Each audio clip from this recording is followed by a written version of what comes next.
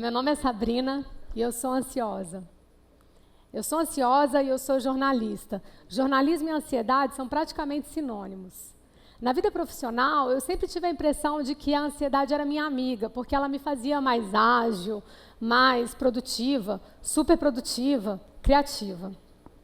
Eu recebia, por causa disso, pela minha superprodutividade, vários elogios de um monte de gente. Fiquei um pouco viciada neles. Eu recebia tapinhas nas costas e, de vez em quando, alguém chegava para mim e perguntava: "Nossa, Sabrina, como é que você consegue fazer tantas coisas?"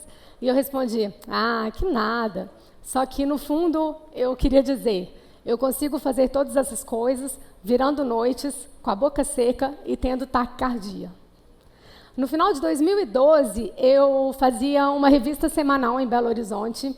Eu fazia pesquisas e entrevistas para o meu quarto livro no Rio de Janeiro, no Complexo do Alemão, um lugar que eu amo. Ou seja, eu tinha que viajar para o Rio uma vez por semana.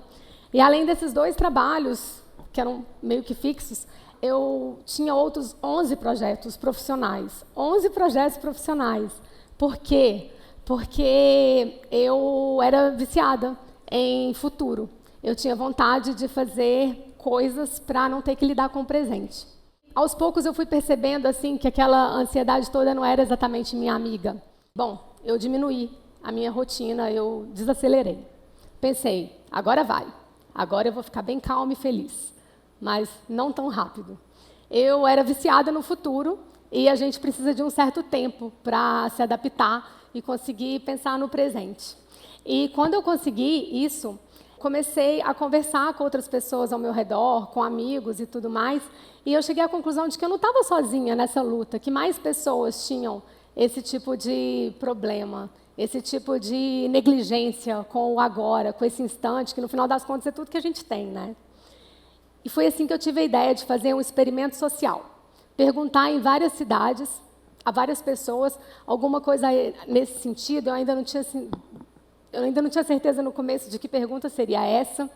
E depois de pensar um pouco, eu defini que seria assim: se você pudesse fazer qualquer coisa, o que você faria agora? Agora. Não, você não está entendendo. Se você pudesse fazer qualquer coisa nesse mundo de meu Deus, sem nenhum tipo de limite, o que é que você escolheria fazer agora?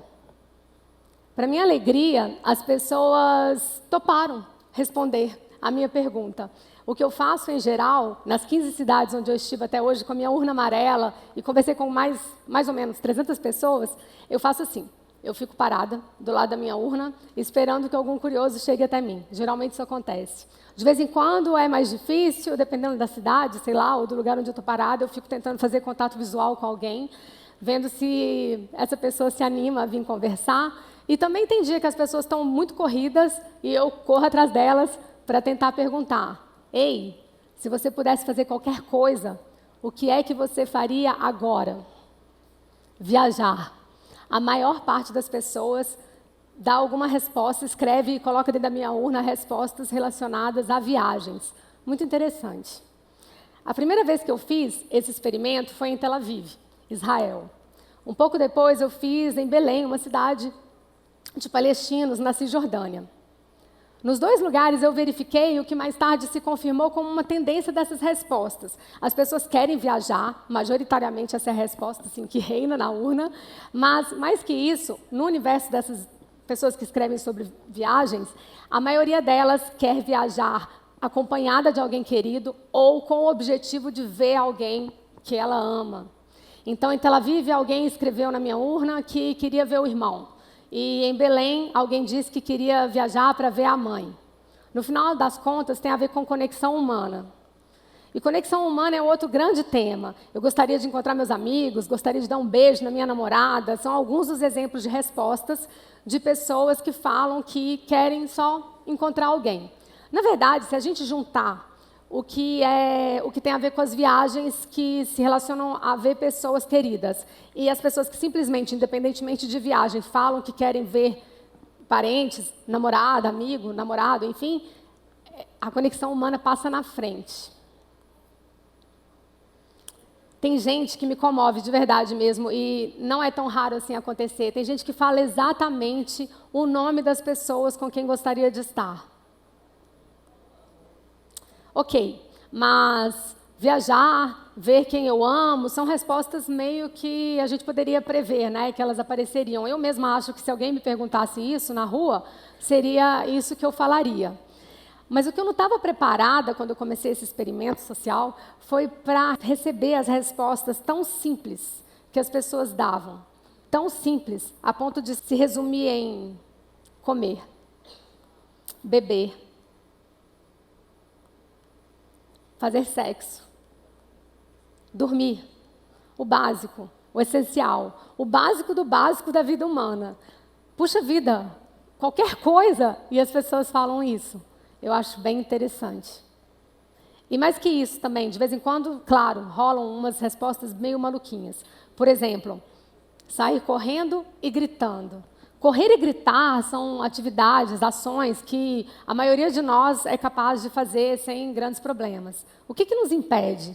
Essas pessoas que escreveram para mim em alguma praça por aí, que elas queriam correr e gritar, por que em vez de estar conversando comigo, elas não estavam por aí correndo e gritando? Se elas fizessem isso, possivelmente eu me assustaria, acharia assim, sei lá, esquisito, que elas eram meio malucas. Mas pelo menos elas estariam fazendo o que elas tinham vontade, né?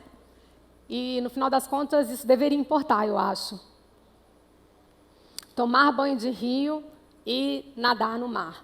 É outra resposta muito comum. Ela aparece muitas vezes. Uma delas me vem à memória sempre porque foi em Cuiabá.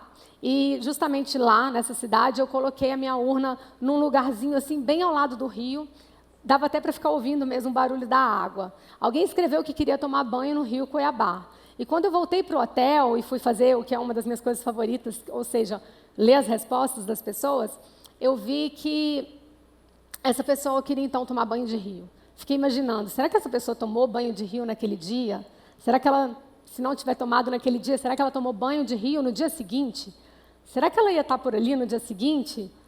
A gente não tem nenhuma garantia, né? Outras respostas. Eu gostaria de tirar minha bota, gostaria de ver um filme do Homem-Aranha, gostaria de dançar. O Nordeste nunca decepciona e foi onde mais eu recebi essa resposta sobre dança. Na Bahia, particularmente, alguém disse que queria dançar com o Olodum. E em São Luís do Maranhão, como não poderia ser diferente, alguém disse que queria dançar um reggae. Gostei. Ir para o espaço. Por que não? Viver mais intensamente. As respostas, essas variadas assim, me chamam a atenção, mas chamam ainda mais a minha atenção as respostas que são raras. Por exemplo, só uma pessoa disse que queria fazer compras, mesmo com todo o apelo que a gente tem o tempo inteiro, da publicidade, do varejo, uma pessoa apenas respondeu que queria fazer compras.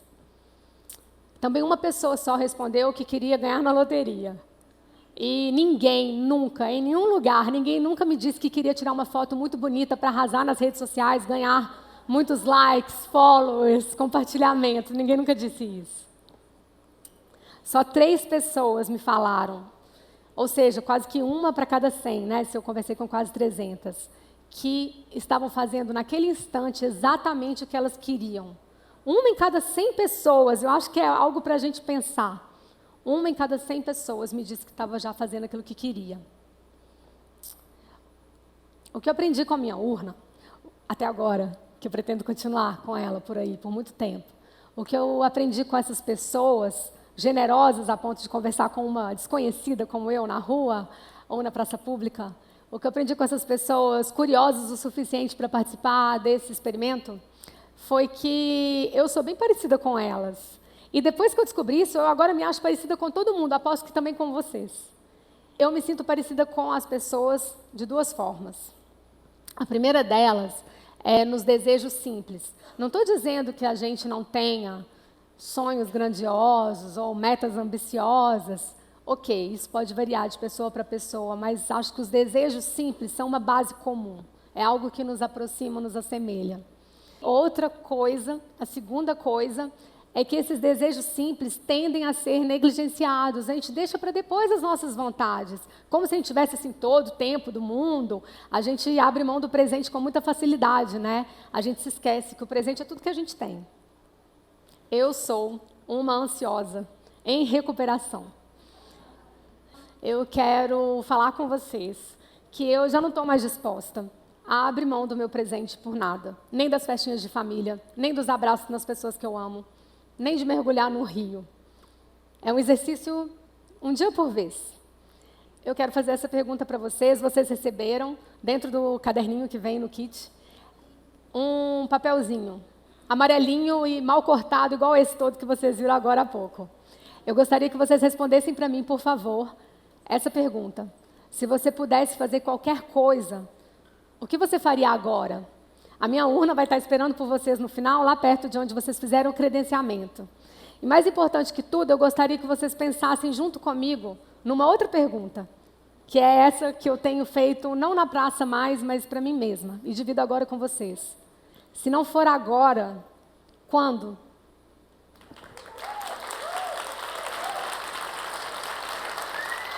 Obrigada.